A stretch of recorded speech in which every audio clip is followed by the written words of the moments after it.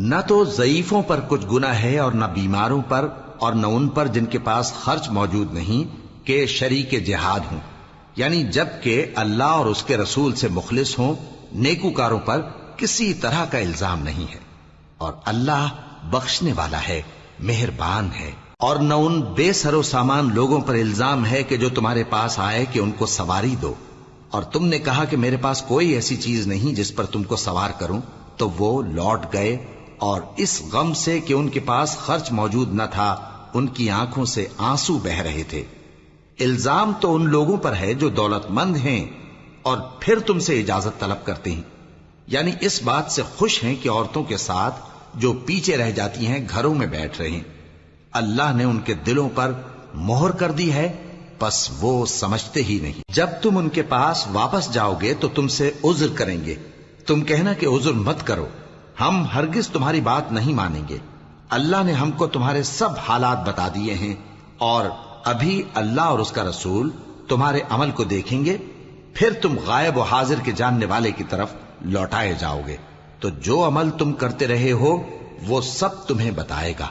جب تم ان کے پاس لوٹ کر جاؤ گے تو تمہارے روبرو اللہ کی قسمیں کھائیں گے تاکہ تم ان سے درگزر کرو، سو ان کی طرف توجہ نہ دینا، یہ ناپاک ہیں اور جو کام یہ کرتے رہے ہیں ان کے بدلے ان کا ٹھکانہ دوزخ ہے۔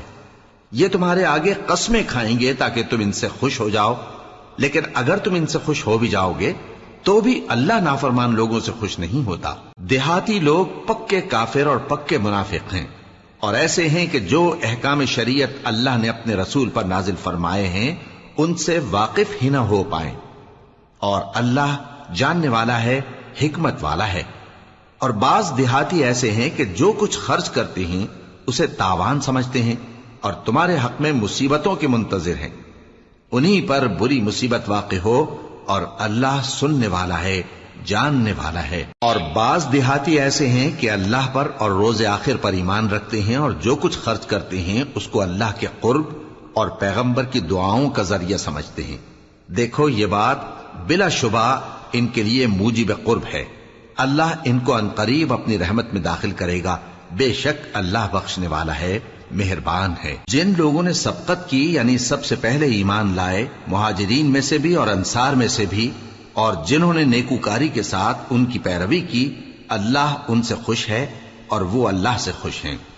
اور اس نے ان کے لیے باغات تیار کیے ہیں جن کے نیچے نہریں بہہ رہی ہیں، وہ ہمیشہ ان میں رہیں گے، یہی بڑی کامیابی ہے۔